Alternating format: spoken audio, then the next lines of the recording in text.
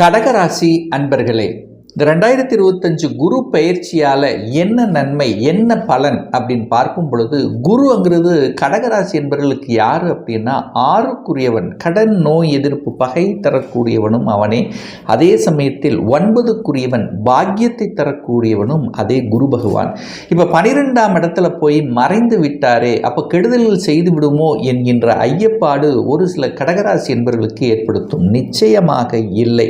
12ஆம் இடம் என்பது அயன சயன சுகஸ்தானம். ஸோ அந்த இடத்துல போய் அமர்கிறது. அப்போது 12ஆம் இடம் என்பது தூக்கம்.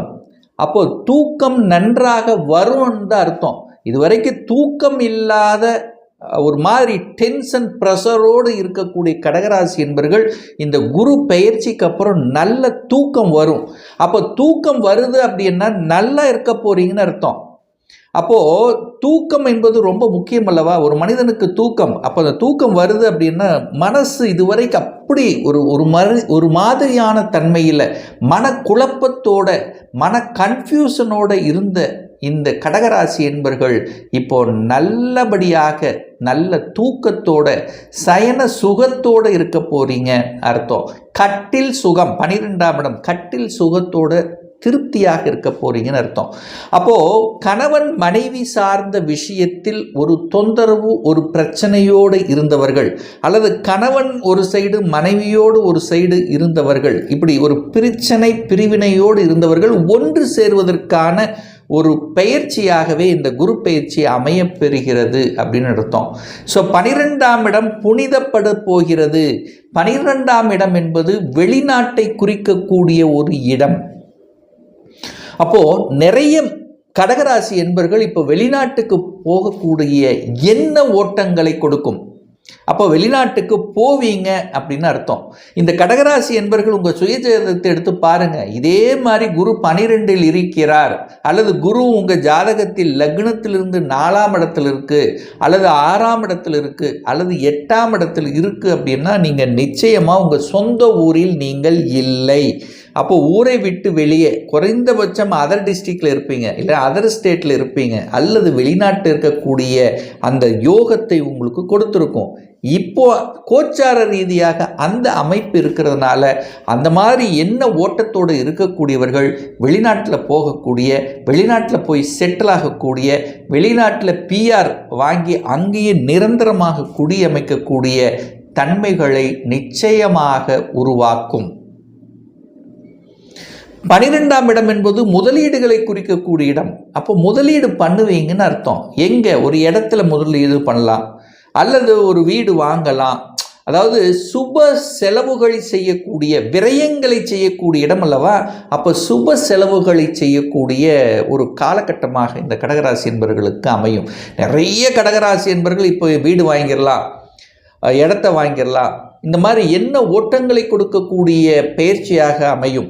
அப்போ வீடு வாங்குவீங்க, இடம் வாங்குவீங்க, விவசாய நிலம் வாங்குவீங்க, இந்த மாதிரி முதலீடுகள் பண்ணக்கூடிய ஒரு காலகட்டம்.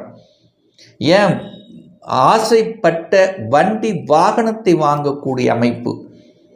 அப்போ 6ஆம் அதிபதி அல்லவா, அந்த குருங்கிறது 6ஆம் அதிபதி அல்லவா? அப்போ கடன் கிடைக்கும். கடனை வாங்கி இதை எல்லாத்தையும் பண்ணக்கூடிய அமைப்பு. வங்கியில் அப்ளை பண்ணிங்கன்னா கடன் கிடைச்சிரும். அப்போ கடனை வாங்கி செய்யக்கூடிய சில சந்தர்ப்பங்களை உருவாக்கும். சில முதலீடுகளை பண்ணுவீங்க. வங்கியில் கடன் என்பது நிச்சயமாக கிடைக்கும். அதில் எந்த மாற்று கருத்தும் கிடையாது இந்த கடகராசி என்பர்கள். அப்போது வெளிநாட்டு சார்ந்த விஷயங்கள் இதெல்லாமே நன்மை பயக்கும். 12ஆம் இடம் என்பது மருத்துவமனையிலிருந்து இப்போ விடுதலை பெறக்கூடிய அமைப்பு. ரொம்ப நாளாக ஹெல்த்தில் ஒரு சில பிரச்சனை, உடல்நலத்தில் சில குறைபாடுகள் இருந்தவர்கள் எல்லாம் இப்போ அது சரி செய்யக்கூடிய ஒரு காலகட்டமாக இந்த குரு பயிற்சி உங்களுக்கு வரப்போகுதுன்னு அர்த்தம். அப்போ மருத்துவமனையிலிருந்து விடுதலை, அதே சமயத்தில் சிறையிலிருந்து விடுதலை, செய்யாத குற்றங்களுக்கு தண்டனை அனுபவித்து கொண்டிருக்கக்கூடிய கடகராசி என்பவர்கள் அதிலிருந்து விடுதலை பெறக்கூடிய சந்தர்ப்பங்களை நிச்சயமாக உருவாக்கும். இதில் எந்த மாற்று கருத்தும் கிடையாது. 4ஆம் இடத்தை பார்க்குறார், தனது 5ஆம் பார்வையாக 4ஆம் இடத்தை பார்க்குற. இப்போ சுகஸ்தானத்தை வலுப்படுத்தக்கூடிய சில அமைப்புகளையும் சந்தர்ப்பங்களையும் உருவாக்கும். அதான் வீடு வண்டி வாகனங்கள் வாங்குவது இதெல்லாம் சிறப்பை பெறும். கல்வி சார்ந்த விஷயத்தில் இருந்து வந்த குளறுபடிகள்.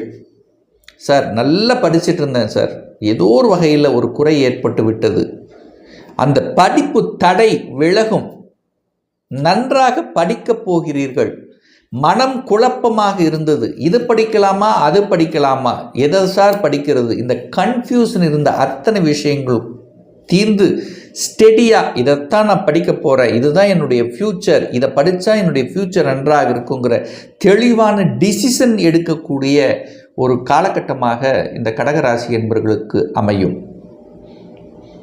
நிறைய பேர் இதுவரைக்கும் வாடகை வீட்டில் இருக்கக்கூடிய கடகராசி என்பவர்கள் இப்போ சொந்த வீட்டுக்கு மாறக்கூடிய தன்மை, அப்போ வீடை கட்டி அதன் மூலமாக வாடகை வருமானம் வரக்கூடிய தன்மை.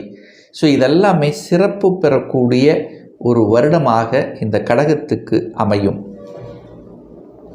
தாய் பிரச்சனை, தாய் சொத்துக்கள் சார்ந்த விஷயம், தாய் உறவுகள் சார்ந்த விஷயத்தில் இருந்து வந்த விலகங்கள், அவங்களுக்குள்ள இருந்து வந்த கருத்து வேறுபாடுகள் விலகும். 4ஆம் இடம் வீட்டில் சுப காரியங்கள் நடக்கும். வீட்டில் ஒரு சந்தோஷமான சில விஷயங்கள் நடத்துவதற்கு முன்னின்று நடத்துவதற்கு உகந்த ஒரு காலகட்டமாக அமையும். சார் திருமணம் நடக்குமா சார், வீட்டில் ஒரு நல்ல விசேஷம் சொல்கிறீங்க, திருமணம் நடக்கிறதுக்கான அமைப்பு இருக்கா சார்ன்னு கேட்டிங்கன்னா நிச்சயமாக உண்டு, இல்லவே இல்லை. சார் குரு போய் 12ல் மறைஞ்சிட்டாரே, சுபகிரகம் 12ல் போய் மறைஞ்சிட்டாரே, திருமணம் நடக்குமா? திருமணம் நடக்கும். கட்டில் சுகத்தை கொடுக்கக்கூடிய அமைப்பு 12ஆம் இடத்தில் இருக்கிறதுனால திருமண வாய்ப்புகள், அதாவது உங்கள் வீட்டில் நல்ல விஷயங்கள் நடக்கக்கூடிய சுப விஷயங்கள், விரயத்தன்மையில் இருக்கார்லப்பா, விரயமாகக்கூடிய காசு விரயமாக, என்ன திருமணத்துக்காக செலவு செய்வீங்க, படிப்புக்காக செலவு செய்யக்கூடிய தன்மை, படிப்புக்காக நிறைய கடகராசி என்பவர்கள் இப்போ வெளிநாட்டுக்கு சென்று படிக்கக்கூடிய வாய்ப்புகள், சந்தர்ப்பங்கள். அப்போது உயர்கல்வி படிப்பதற்கான அமைப்புகள் உண்டு. அப்போ அதுக்காக செலவு செய்வீங்க. ஆஸ்பத்திரியிலிருந்து செலவு செய்து இப்போ வெளியில் வந்துடுவீங்க. வீடு வண்டி வாகனம் வாங்குவதற்கான செலவுகள். ஸோ இப்படி விரயங்களை கொடுத்து அதன் மூலமாக சந்தோஷத்தை அனுபவிக்கக்கூடிய தன்மைகள் இந்த காலகட்டம் இந்த குரு பெயர்ச்சியால் நிச்சயமாக உண்டு. குரு பகவான் 6ஆம் இடத்தை பார்க்கிறார், தன் வீட்டை தானே பார்த்து வலுப்படுத்த போகிறார். அப்போ 6ஆம் இடம் என்பது வெற்றி ஸ்தானம் அல்லவா, வெற்றி கிடைக்கும். என கடந்த ஒரு வருடமாக எக்ஸாம் எழுதி தோற்று போயிட்டேன், அரசு எக்ஸாமுக்காக எழுதின, குரூப் 1 குரூப் 2 இந்த மாதிரியான அரசு எக்ஸாம் எழுதி சில சின்ன சின்ன விஷயத்தில் தோற்று போயிட்டு என்று மனம் நொந்து கொண்டு வருத்தத்தில் இருக்கக்கூடிய கடகராசி என்பவர்கள் இந்த வருடம் வெற்றி அடையக்கூடிய வருடமாக நிச்சயமாக அமையும். இதில் மாற்று கருத்து என்பதில்லை. மனதை தளர விடாதீர்கள், வெற்றி பெறக்கூடிய ஒரு வருடம். கடன் உண்டு, ஏதோ ஒரு வகையில் 6ஆம் இடம் கடன் இல்லை வளர்க்கும், கடனை வாங்கும், சுப கடன்களாக கன்வெர்ட் பண்ணிக்கிறது புத்திசாலித்தனம். எதிர்ப்பு உண்டா சார்? உண்டு சார். எதிர்ப்பால் வளரக்கூடிய தன்மைங்கிறது உண்டு. உங்களுக்கு போட்டி பொறாமை என்பது உண்டு. அந்த போட்டிகளின் மூலமாக அடுத்த பரிணாமத்துக்கு செல்லக்கூடிய வாய்ப்புகள், சந்தர்ப்பங்களை உருவாக்கும். ஸோ வெற்றி, விடுதலை இதெல்லாமே நிச்சயமாக உண்டு. 6ஆம் இடம் என்பது வேலை அல்லவா, அப்போ வேலை உண்டு, நிச்சயமாக உண்டு. படித்த படிப்புக்குண்டான வேலை, ஏதோ ஒரு வேலை செஞ்சுட்டு சார் 2 வருஷமாக வேலை நிரந்தரமே ஆகலை சார், இப்போ வேலை நிரந்தரம் ஆகிரும் சார், நல்ல உழைச்சேன் சார், உழைப்புக்கேற்ற ஊதியம் கிடைக்கல சார், இப்போ உங்களுக்கு ஊதியம் கிடைக்கக்கூடிய வருடமாக இருக்கும். ப்ரமோஷன் எனக்கு போன வருஷமே வர வேண்டிய ப்ரமோஷன் சார், இன்னும் வரவே இல்லையே சார், இந்த வருடம் நீங்கள் எதிர்பார்க்கலாம். ப்ரமோஷன் உண்டு. இடமாற்றம், ப்ரமோஷன், ஊர் மாற்றம், உத்தியோக மாற்றங்கள், அத்தனை விதமான மாற்றங்கள், படித்த படிப்புக்குண்டான வேலை, இதெல்லாமே சிறப்பு பெறக்கூடிய ஒரு வருடம்தான் இந்த 2025 குரு பெயர்ச்சிக்கு அப்புறம். அதாவது இந்த மே மாதம் 15ஆம் தேதிக்கு அப்புறம் உங்களுக்கு நல்லபடியாக மாறக்கூடிய தன்மை.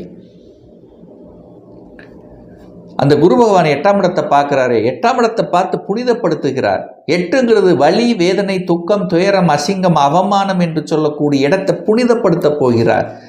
எத்தனை வழிகளை அனுபவித்து கொண்டிருந்தீர்கள், வழிகள் பணம் கொடுத்து ஒரு இடத்துல லாக் ஆயிடுச்சு சார், திரும்ப வருமா, அதனால் மன உளைச்சல் இருந்தது சார், இப்போ அது திரும்பி வரக்கூடிய காலகட்டம் இந்த காலகட்டம் அப்படின்னு சொல்லுவேன். ஸோ எதெல்லாம் உங்களுக்கு வலியை கொடுத்து கொண்டிருந்ததோ, எதெல்லாம் மன வேதனை கொடுத்து கொண்டிருந்ததோ, எதெல்லாம் துக்கத்தை கொடுத்து கொண்டிருந்ததோ, எதெல்லாம் தூக்கத்தை கெடுத்து கொண்டிருந்ததோ அதெல்லாமே சரி செய்யக்கூடிய ஒரு வருடமாக அமையும்.